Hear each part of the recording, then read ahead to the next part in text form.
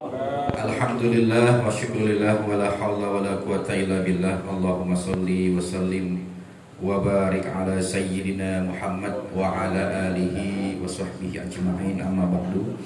Terima kasih Ustaz Wadud atas kesempatan dan undangannya. Senang sekali saya bisa bertemu dengan bapak-bapak semua ini ya.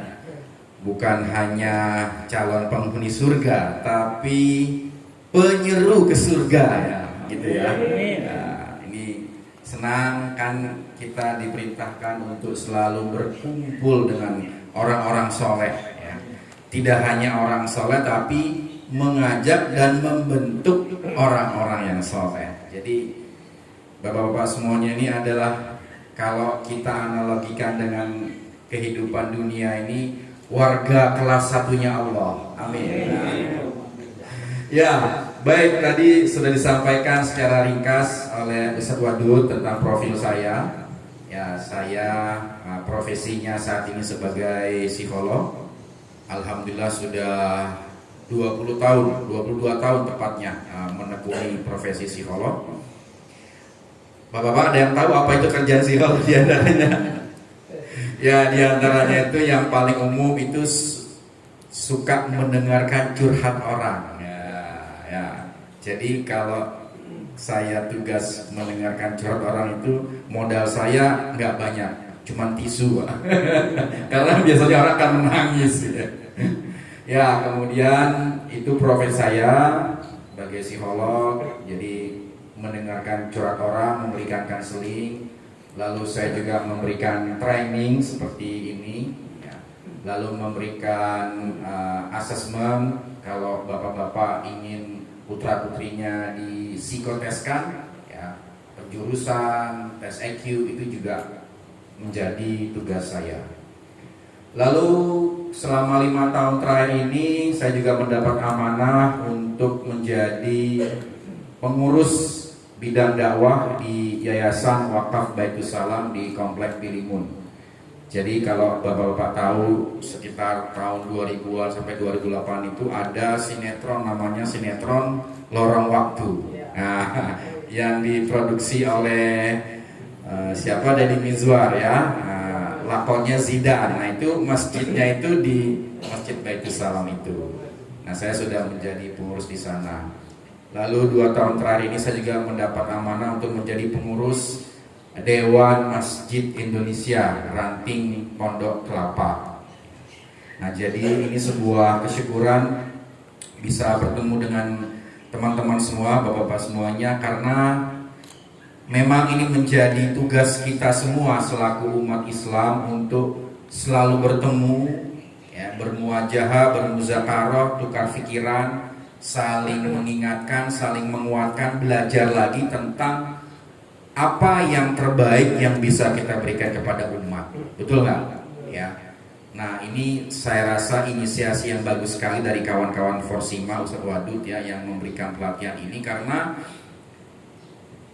perkembangan zaman terus berubah ya, dinamikanya terus maju, progresif ya. Cara metode dakwah juga mengalami pergerakan-pergerakan dan kita harus terus belajar. Ya. Kalau tidak belajar ya kita akan tertinggal sebagai dai, sebagai mubalik. Kalau tertinggal ya umatnya nanti ke siapa? Ya.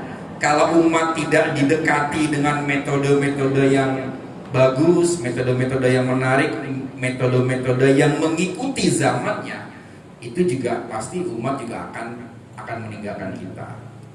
Dan saya yakin bahwa kita ini semua digerakkan oleh sebuah kekuatan yang besar, kekuatan Allah sendiri yang mendorong kita untuk terlibat dalam kegiatan ini, masuk ke dalam pusaran, yaitu pusaran ekosistem yang akan mendidik umat kita untuk menjadi lebih baik lagi ya. Baik, itu sebagai prolog. Siang ini kita akan coba berdiskusi tentang apa itu ilmu psikologi dan bagaimana psikologi itu bisa kita terapkan dalam konteks dakwah ya. Jadi memang ini sekarang adalah era di mana semuanya itu mesti bersinergi Semuanya mesti berkolaborasi, semua bidang, lintas ilmu, lintas profesi, lintas pengetahuan, lintas teknologi, semuanya harus bersinergi. Ya. Kita kurang lebih 5 tahun ini telah merasakan itu, betul ya Bapak Ibu ya, semuanya ya. Apa contohnya? Contohnya adalah Gojek, kalau saya nyebut merek, betul nggak? Gojek itu kan sebuah sinergi. Gojek melahirkan GoFood, apalagi melahirkan GoSend, wah banyak tuh sampai kita nggak apa. Gosop. Kalau gosop itu bahasa Arab mencuri gitu kan. Kalau bahasa pesantren gosop ya, gosop ngakal ya. Itu sebuah contoh yang paling sederhana betapa semua itu bersinergi dengan kekuatan daripada digital tadi. Dari dulu yang paling sederhana kita itu ojek ya kan, ojek manual gitu kan, turun dari mikrolet udah datang ojek. Wah sekarang semuanya menjadi sebuah ekosistem dan termasuk industri keuangannya semuanya ngumpul di situ. Uang kita beredar melalui aplikasi GoSend, Gojek itu dan seterusnya semuanya. Nah, dunia dakwah pun mau tidak mau harus masuk ke dalam ruang itu. Ya. Mungkin tidak menutup kemungkinan atau mungkin sekarang sedang terjadi mungkin ya, kalau ada go message ya kan, aduh pegel nih, kita cari tukang pijit yuk. Cari tukang pijit, oh ketemu, datang kan pijit. Mungkin nanti akan dan mungkin sedang dimulai go GoPlay sudah enggak, sekarang Go Ustad mungkin nanti. Iya kan, Go Ustad. Aduh, aku nggak punya waktu ke masjid nih. Oh, capek ya kan? Nggak punya waktu nemenin anak. Carilah. Udah nggak ada waktu ngirim anak ke TPQ, ya kan? Udah nggak ada waktu. Udah cari Go Ustad. Cari mungkin. Wah, ini ada nih Ustad. Wah, ini ganteng Ustad ini. Ini nggak cari Ustad kan? Wah, diundang. Akhirnya nego itu kan? Mungkin. Tidak untuk kemungkinan, ya. Dan kita perlu melangkah ke sana, karena kebutuhannya sedang ke arah sana, gitu. Jadi kita tidak pernah berhenti untuk terus belajar, karena itu bagian daripada tuntutan kehidupan yang harus kita penuhi. Ya. Nah, baik. Nah, ini foto saya Pak. Foto saya lagi ngasih sambutan ini ya. Ya, terkait dengan tabligh dai ini ada ayat yang saya senang sekali, surat Fussilat ya. Wa man ahsanu qaulan mimman da'a ilallah wa 'amila sholihan wa qala innani minal muslimin. Nah, ini saya senang sekali dengan ayat ini. Ini menjadi ayat yang menyemangati kita semua sebagai dai, sebagai mubaligh. Apa dan siapa yang lebih baik dari mereka yang terus berupaya berikhtiar untuk memanggil kembali kepada Allah. Itu adalah orang terbaik. Nggak ada panggilan terbaik selain itu. Ya. Ada undangan pernikahan, ada undangan kerja, ada undangan dangdut, ya, ada undangan arisan, ya, banyak sekali undangan-undangan. Ada undangan ke pasar, ya. Semuanya itu baik. Tapi yang lebih baik adalah undangan panggilan untuk kembali kepada Allah.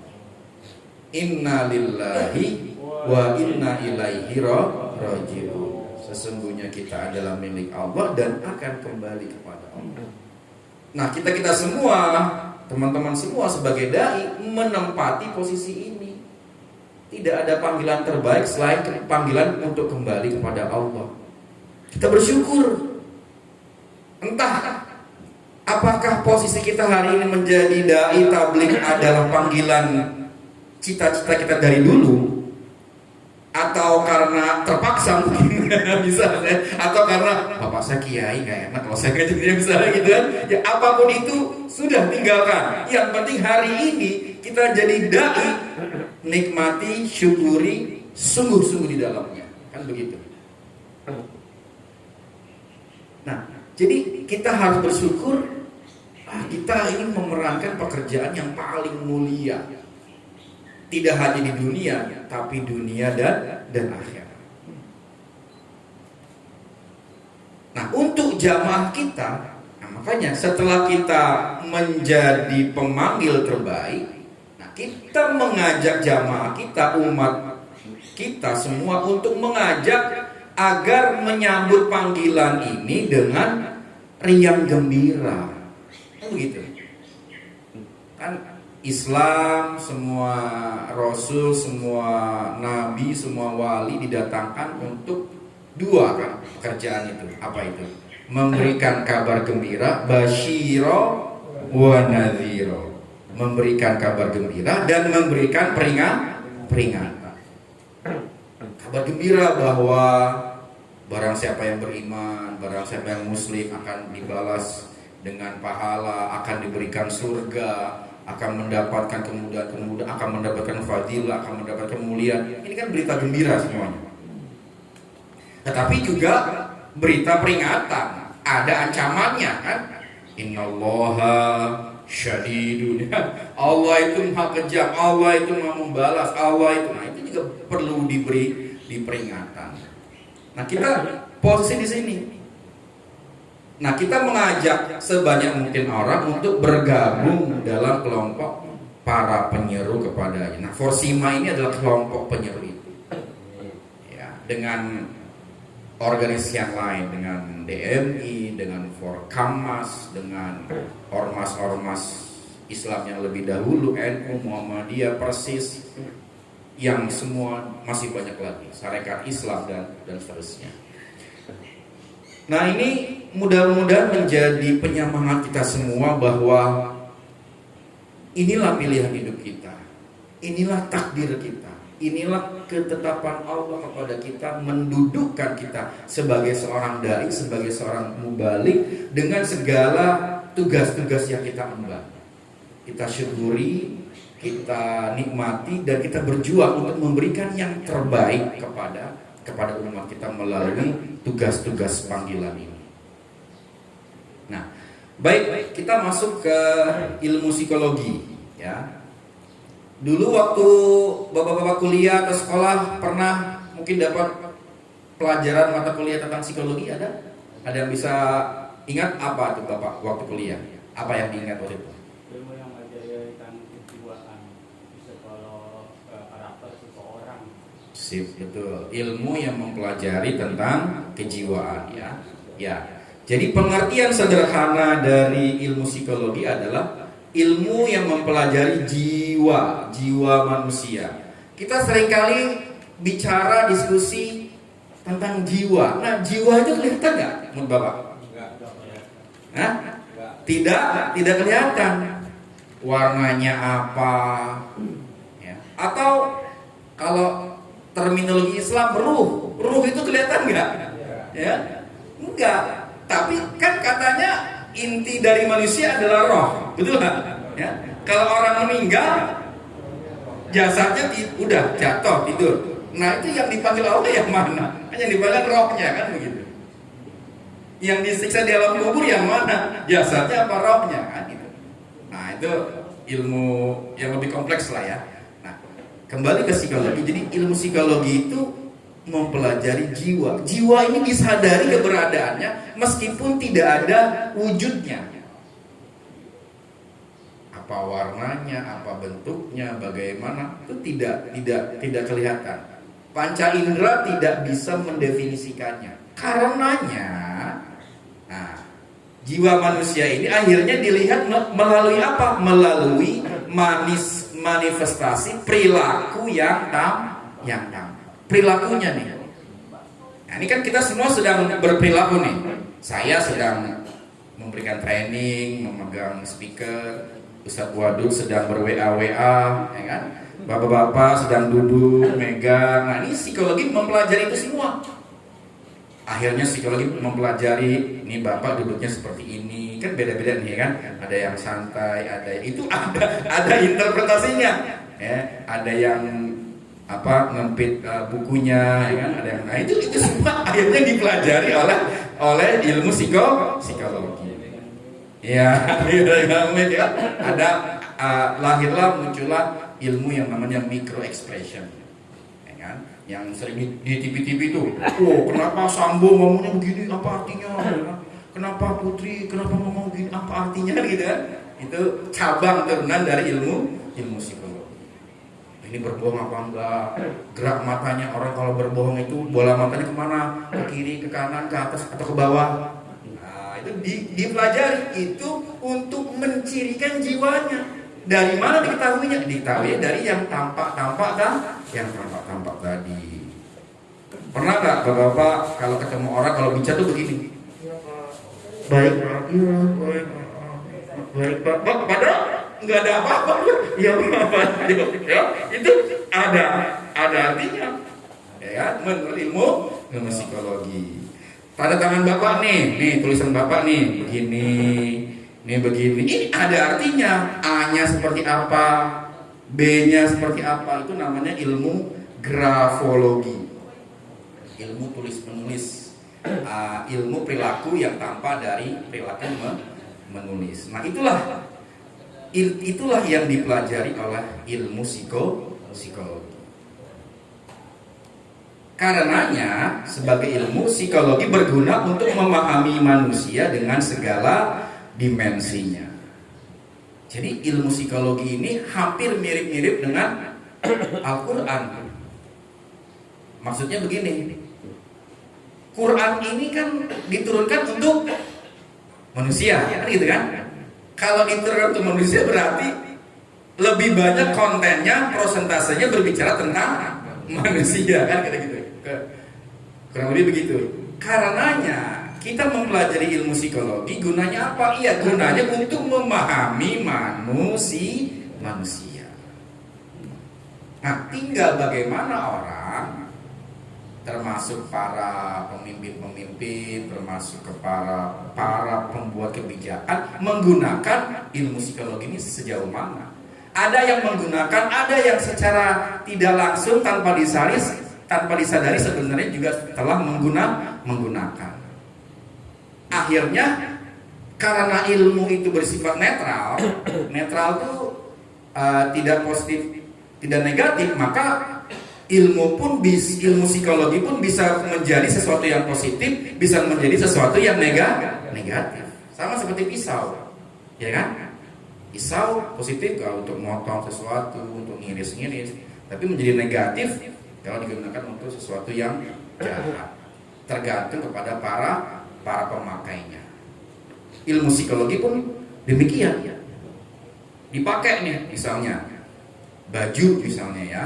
Ini saya contoh sederhana. Bagaimana ilmu psikologi itu diterapkan dalam ilmu kewibawaan atau ilmu kemiliteran. Ya, dalam hal pakaian, ya. Dalam kemiliteran pangkat itu kebanyakan taruhnya di sini, betul nggak? Nah, buat para prajurit segala macam ditaruh di situ mas, dan dia harus tegak, nah, harus terlihat gagah. Karena postur tubuh, bagaimana seseorang menggunakan postur tubuhnya itu juga akan mempengaruhi mental di dalamnya. Buat buat para militer yang masih dalam pendidikan, ketika masa libur dia harus tetap kemana-mana harus tetap berpakaian di dinas. Itu untuk mendisiplinkan dirinya melalui bungkus pakaiannya. Sama seperti kita nih, bapak-bapak, kan kita nih pakai peci, pakai koko, pakai sarung, kan udah beda nih perasaan kita, ya kan? Dinas kan, kalau kita gini masuk ke mall kira-kira gimana? Masuk ke mall rasanya pasti agak janggal. Ya, itu bagian daripada ilmu psikologi, kan begitu? Ya kan? Masuk ke mall, aduh, kok orang kok ngeliatin kita semua ada gitu kan? Apalagi ke mall-mallnya yang mall-mall di mana Pacific Place gitu kan? Wow, iya ada benar. Pasti jadi perhatian, kan begitu ya. Itu bagian dari ilmu psikologi ya. Apalagi nih iklan Nah, coba nih kan bapak-bapak kayaknya ini nih kan sohibu asap. Iklan rokok misalnya. Kenapa iklan rokok nggak pernah kelihatan rokoknya? Iya kan nggak boleh kan? Nggak boleh. Terus kenapa iklan rokok kok yang diperlihatkan kayak kita kalau tahun-tahun 90-an itu kayak iklan Marlboro, ya kan? Oh, bintangnya naik kuda kan? Wow, cowboy, ya kan? Itu apa coba pesannya? Dan apa yang dirasakan oleh orang yang melihatnya? Pesannya adalah kalau lu ngerokok Marlboro, lu tuh ganteng kayak dia. Kan begitu kan? Iya kan? Iya. Lu ganteng kayak dia nanti kan? Dan rasa orang merokok tuh iya, pasti ada tuh di kepalanya itu. Gua kayaknya kayak yang di iklan Marlboro itu. Kan begitu. Ya. Itu bagian dari ilmu psikologi.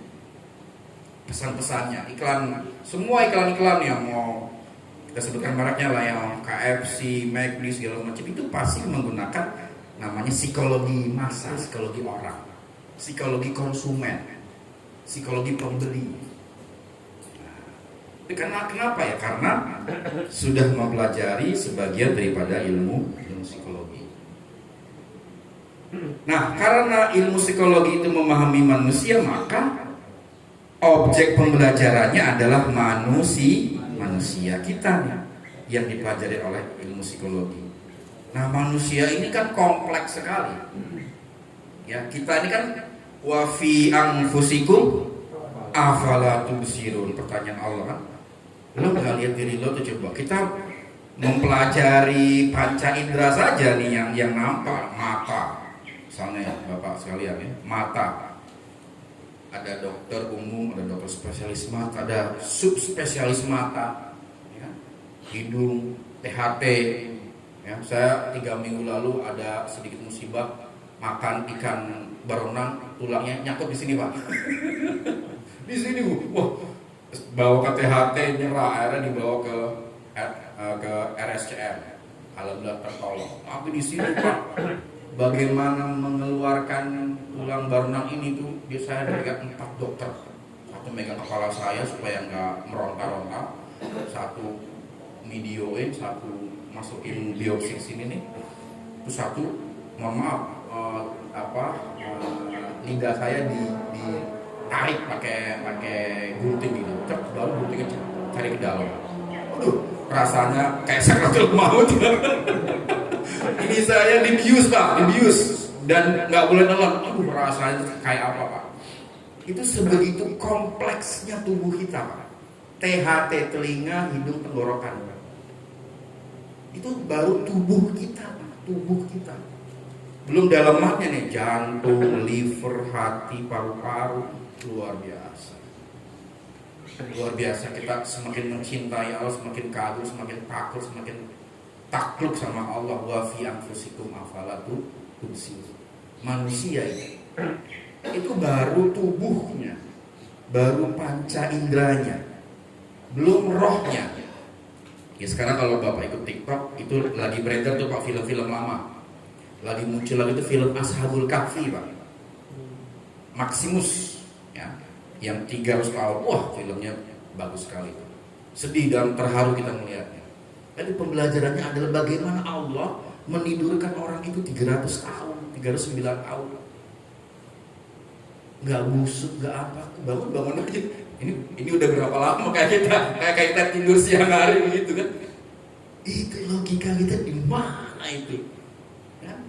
Kalau orang mati hancur, kalau Mesir, Fir'aun, orang-orang Mesir punya teknologi memumikan ya, mengawetkan, tapi itu pun tidak sempurna. Itu hanya fisiknya saja. Ini Allah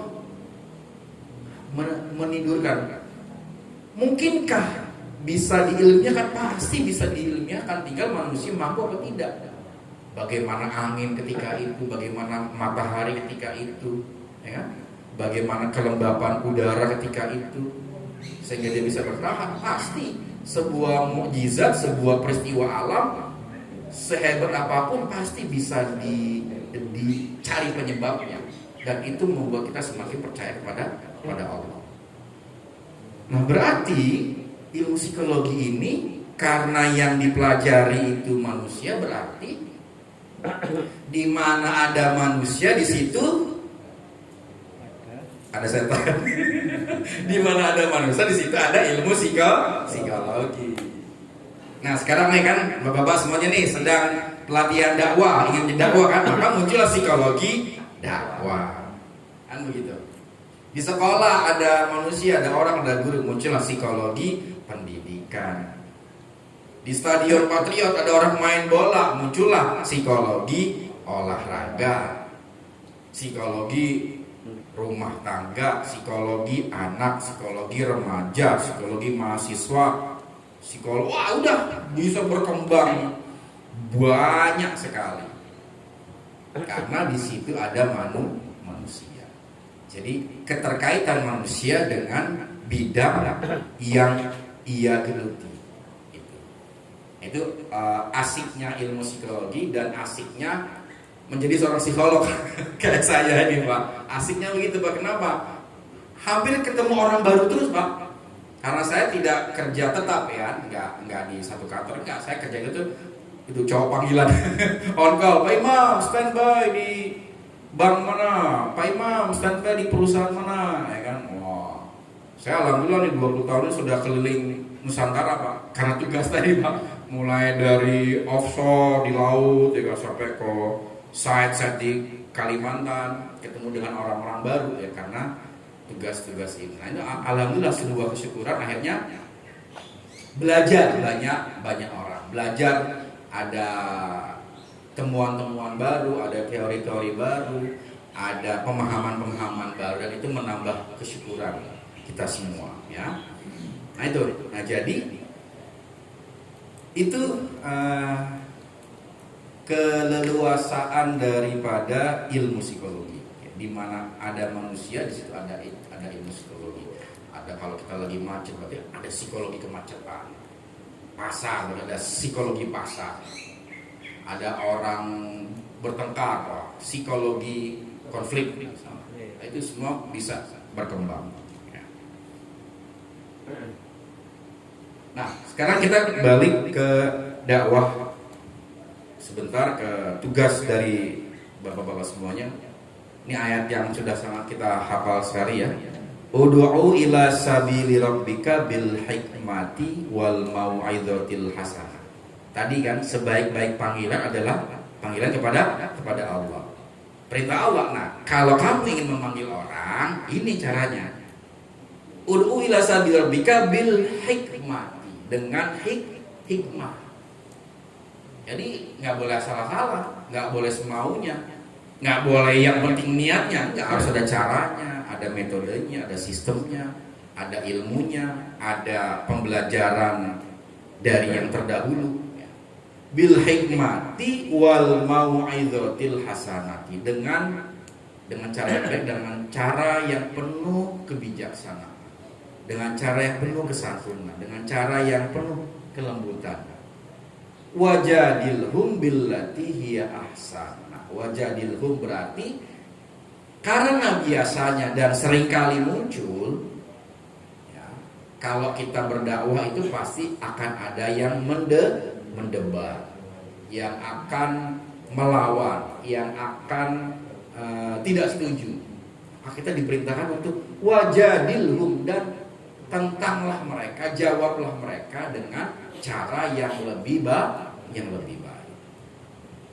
Sekarang di medsos ya, jadi dialognya tuh nggak langsung, Pak. Misalnya orang bikin konten ini, diambil, dibalas gitu loh, ya kan, ditanggapi. Wah, jadi seru itu. Nah, itu kadang-kadang bisa jadi perseteruan dan bahkan bisa di konflik yang berkepanjangan. Ada ustadz ngomong ini, ustadz Wahabi ngomong ini, ditanggapin ustadz Aswaja, ditanggapin lagi terus. Jadi berseri itu, Pak, di medsos ya. Yang untung siapa? Yang untung yang punya Telkom. Karena kuotanya dibeli terus ya kan. Oh, 10 GB, 20 GB kan. Wah, terus gitu. Kita ngejawab ya, kita ngebalas, kita nge-share ke grup kita. Oh, wah, tengkar. Ya, itu kekuatan daripada medsos. Nah, Inna rabbaka huwa a'lamu biman dhalla an sabilihi wa huwa a'lamu bil muhtadin. Nah, kenapa kita seringkali ketika berdebat itu kita terpancing. Kenapa? Karena kecenderungan orang ketika dia berdebat terbawa emosi, dan ketika emosi yang paling mudah itu memang mengejas orang karena emosi. Nggak usah jauh-jauh lah, kita kadang-kadang sama anak sendiri kan kadang suka begitu. Dasar anak malas kan gitu kan. Padahal anak kita sendiri itu. Atau istri kita ngambek, dasar kayak bapaknya. Padahal suaminya itu kan. Karena emosi. Nah, maka kata Quran, wajadilhum billati ahsan inna rabbaka huwa a'lam, karena Allah yang paling paham. Nah, kalau kita lihat semua pertikaian, pertengkaran yang ada di medsos termasuk di offline itu, kenapa tadi? Karena orang terlalu mudah untuk mengejas orang lain. Ente kafir, ente sesat, ente goblok, ente itu terlalu memvonis. Padahal vonis itu adalah hak prerogatifnya Allah. Kita disuruh bertakwa, tapi kita tidak boleh mengaku orang yang bertakwa. Apalagi orang yang paling bertakwa, nggak boleh. Nah, ini yang kadang-kadang terjadi itu seperti itu. Orang memvonis, oh ente ngajinya kurang banyak, bukunya belum banyak baca, nah gitu kan.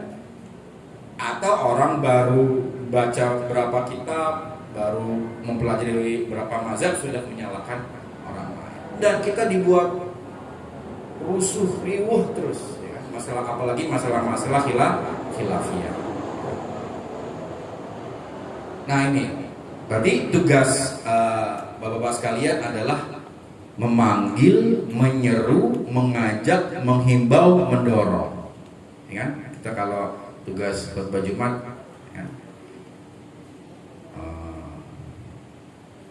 pada kesempatan ini khatib mengajak, menghimbau, mengingatkan kepada jamaah sekalian untuk senantiasa bertakwa dalam arti yang sebenarnya, menjalankan perintah Allah dan menjauhi larangannya kan? Mengajak kita, memanggil, menyeru, mengajak, mendorong. Nah, dakwah ini semua harus dengan cara yang baik ya, sistematik, menarik, efektif, nah gitu. Nah, ini yang jadi PR kita semua nih ya. Kita bercengkrama dengan umat kan paling hebat nih, umat Islam nih, betul lah. Kita sholat 5 waktu di masjid, ada pertemuan rutinnya mingguan di hari Jumat, tahunan ada. Paling enak umat Islam ketemu, kumpul terus ya kan. Kalau maulid, kumpul, makan lah gitu ya, makan kambing guling ya kan. Tapi kan pertanyaannya, sejauh mana umat kita ini menjadi lebih baik? Bapak-bapak pernah ngitung nggak Pak, kalau kita Jumatan itu, kalau ada CCTV itu berapa persen yang tidur Pak ketika khotibnya khutbah? Betul nggak? Ya, ini 30% udah bagus banget. Jangan-jangan 50%. Nah, kalau 50% umat tidur ketika khutbah Jumat, dan itu terjadi di semua masjid Pak, kan pertanyaannya, ini yang salah khotibnya apa jamaahnya, atau masjidnya AC-nya terlalu dingin? Tapi kayaknya dulu juga begitu. Ya, artinya ini sebuah evaluasi buat kita, termasuk khatibnya. Mohon maaf ya kan, gua mau di sana aja deh, di sana gede bayarannya. Yang dicari bayarannya, mohon maaf, bukan berpikir gimana khutbah aye itu nggak buat ngantuk jamaah, kan gitu harusnya. Gimana ketika seorang khatib berkhutbah, semua orang tuh nggak jadi tidur, nggak jadi tidur karena ini seru banget nih gitu loh. Kan gitu Pak harusnya kan.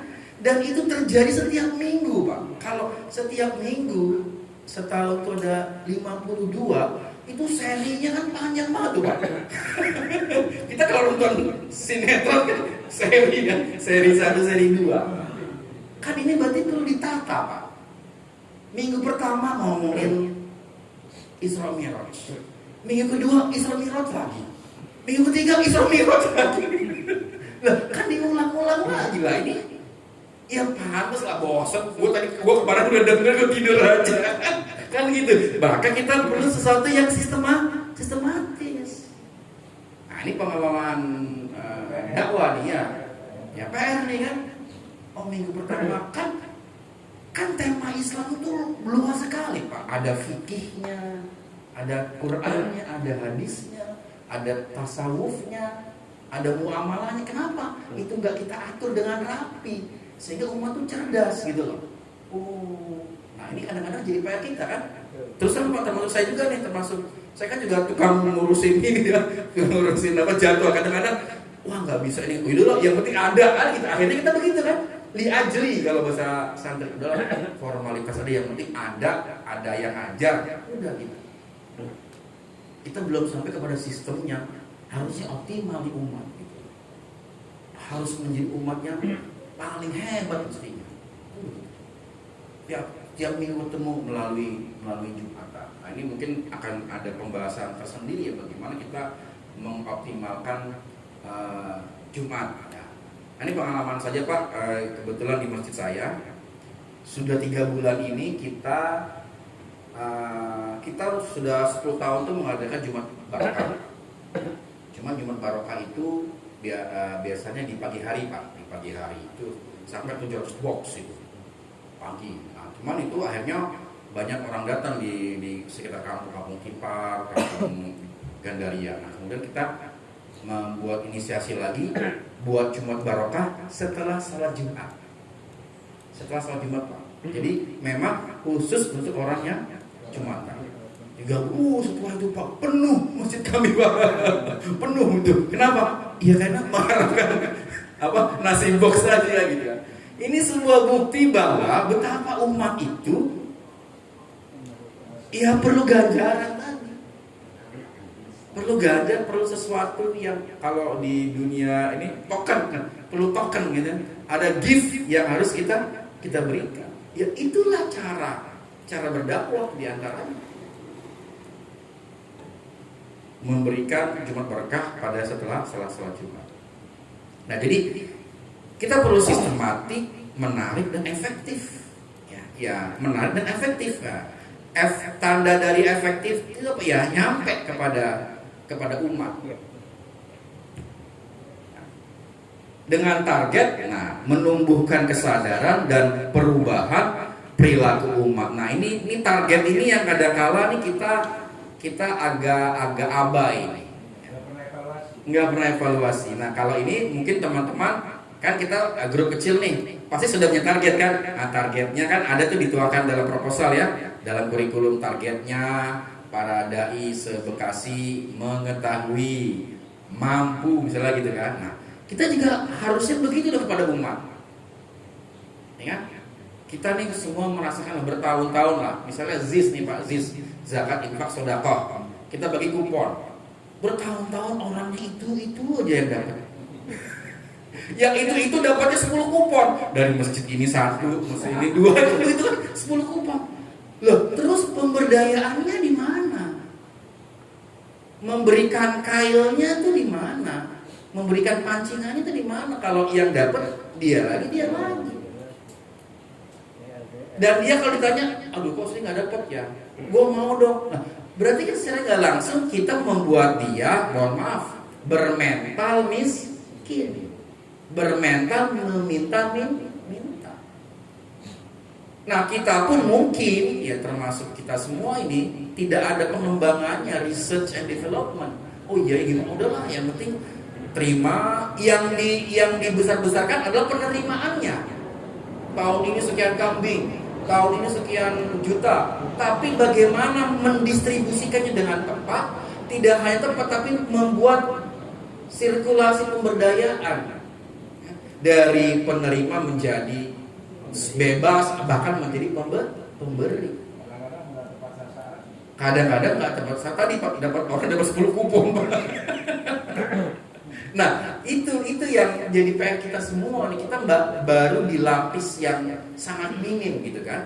Orang memberi, panitia menerima, distribusi sudah. Nah, faktor pemberdayaan. Nah, kalau begitu, kapan umat bisa sejahtera? Kapan umat bisa pintar? Ya.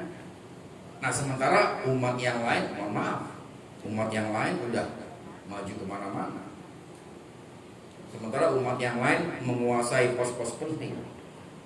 Nah, ini menjadi PR ya semua ya. Nah, berarti kita harus total ya. Kalau di bola nih, kita habis Piala Dunia nih. Sayang Belanda cuma sampai perempat final apa ya. Dulu Belanda si Cruyff itu terkenal dengan apa Pak? Total football. Betul nggak? Filosofinya apa Pak? Total football itu. Siapa yang megang bola dia harus menyerang. Kan gitu. Back ataupun pokoknya setelah ketika dia dapat bola dia harus konsepnya harus menyerang. Itu namanya total football. Nah, dakwah pun kita harus total Pak. Semua sarana, semua cara harus kita daya upayakan. Finansialnya, metodenya, orang-orang terbaiknya, sarananya, prasarana itu harus kita berikan yang terbaik. Itu saya belajar dari senior-senior kami di Baitul Salam. Oh, kalau Bapak ke Baitul Salam, tuh bagus Pak semuanya Pak. Ubinnya, tegelnya, marmernya yang terbaik. Cari yang terbaik, yang termahal. Mic-nya harus mic yang terbaik, sekelas Krisdayanti. Krisdayanti itu kan mic-nya kan mahal. Itu kenapa? Karena suara ini kan berpengaruh Pak. Ya coba nih, saatnya jadi imam coba ya. Jadi imam kan kita kalau aduh suaranya gak bagus, udah doang tuh mental ya kan. Aduh ntar aminnya gak keras nih.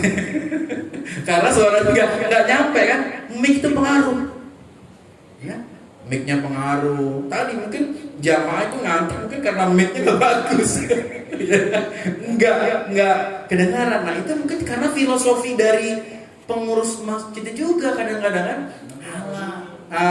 Udahlah masjid ini amat ngapain yang terbaik. Oh rumahnya bagus banget. Kadang kan kita diperintahkan bangun, jangan sampai rumah kita lebih bagus daripada masjid kita. Semua yang terbaik. Nah itu baru bangunan fisiknya. Nah, infrastruktur sistem dakwahnya juga harus yang terbaik. Sehingga orang tuh jadi umat kita ini jadi umat muslim ini bangga Pak. Bangga gue umat muslim bangga. Masjidnya bagus, ustadznya bagus, dai-nya bagus, Qur'annya bagus. Kalau ke masjid toiletnya bersih, pancurannya bagus, wangi. Nah, kita nggak ada kalah. Aduh jangan ya kalau wudhu jangan di masjid. Wudhunya di rumah aja.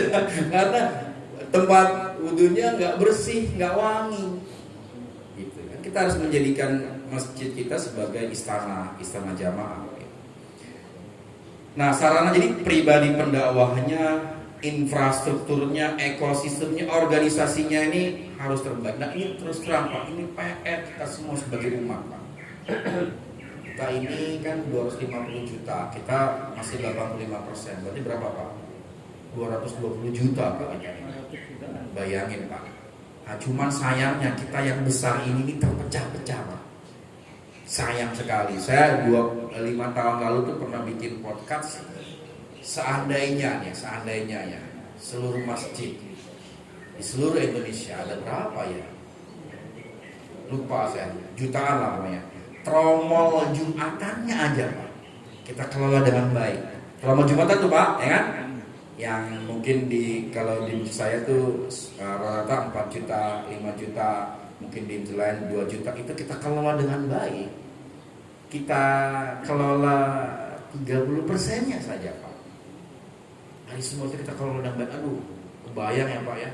Udah nggak perlu tuh kecil-kecil di tengah jalan, mohon bangunan masjid, bangunan udah nggak perlu.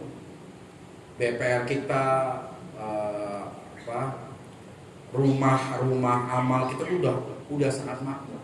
Cuma itu menjadi sulit kita lakukan karena kita ini semua sudah sudah ego sektoral, ego keumatan. Ya, ini patut disayangkan. Sementara mohon maaf kalau saya menyebut pihak lain, umat yang di seberang sana kecil kan. Tapi kecil itu jumlahnya 10%, Pak. Kita 2,5%, itu pun setahun sekali kalau ingat. Lebih banyak zakat fitrahnya, bukan zakat malnya. Mereka kecil ngumpul, Pak. Ngumpul jadi besar. Maju mereka jadinya. Nah, kita ini banyak tapi terpecah-pecah. Sehingga yang banyak itu menjadi kecil, yang kecil itu tidak terdistribusikan dengan baik. Nah, kembali ke psikologi tadi, teman-teman semua, Bapak-Bapak sekalian. Nah, ini ada beberapa hal yang berkaitan dengan psikologi. Jadi psikologi itu yang paling umum kita nih ya, kalau tadi saya cerita betapa kompleksnya kita itu dibagi menjadi 3, kognitif. Nah, kognitif ini akal, Pak, otak, brain ya. Brain ini dibagi banyak, ada batang otak, ya, ada otak kanan, otak kiri, ada amigdala, ya. Ini kognitif, fungsi pikiran. Afala taqilun, afala tubsyirun, afala tatafakkarun. Nah, itu wilayah-wilayah otak berpikir. Ya. Kita adalah makhluk yang berpikir. Kemudian manusia ada apa lagi? Ada afeksi. Afeksi itu emosi, Pak, perasaan. Ya.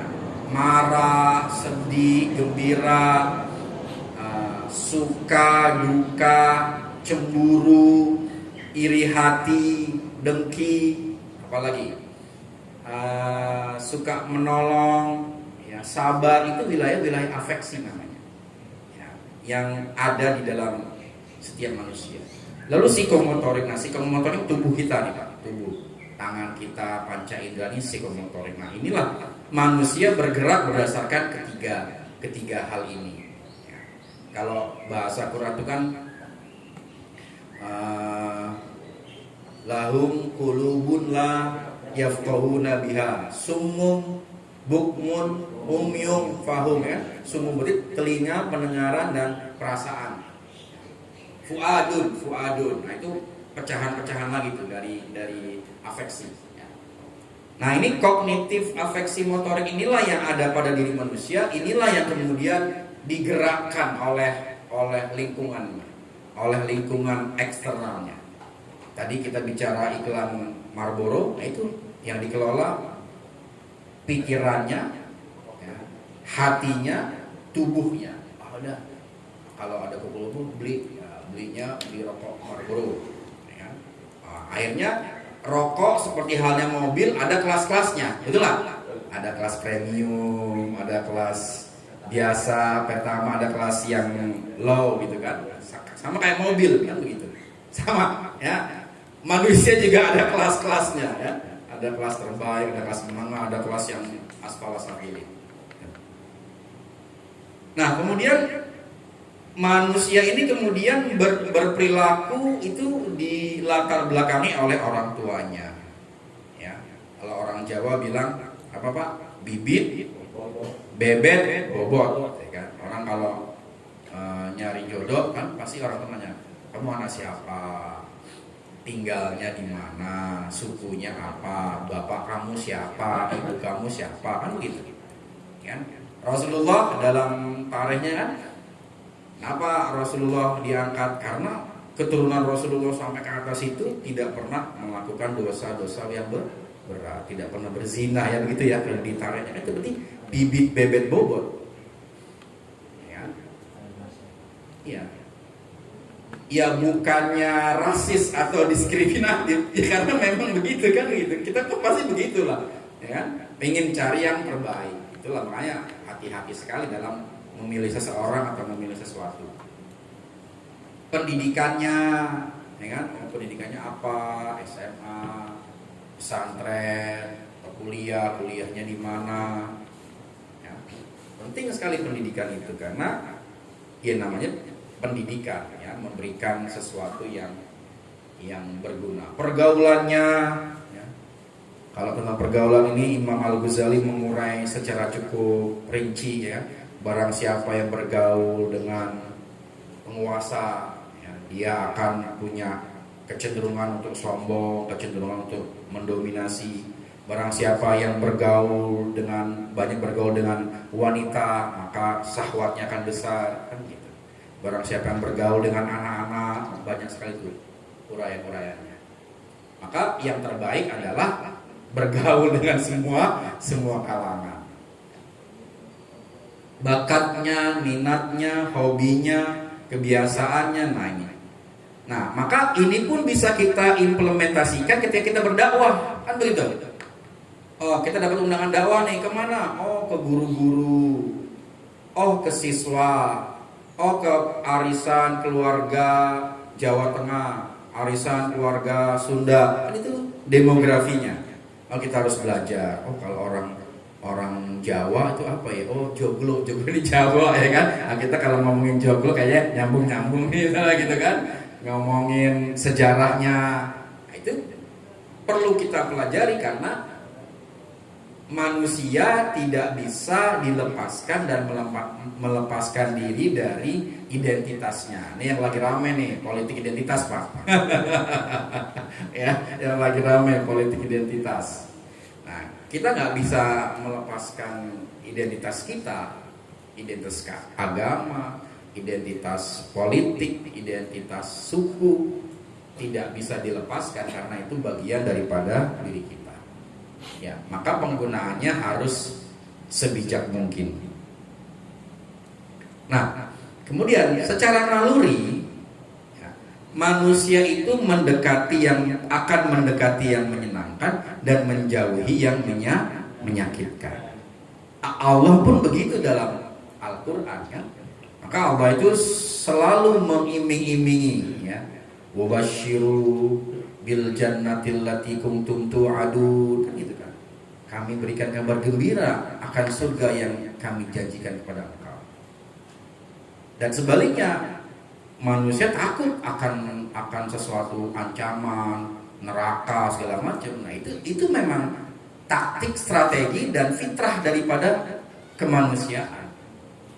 Tidak hanya manusia, bahkan seluruh makhluk hidup pun melakukan hal yang serupa.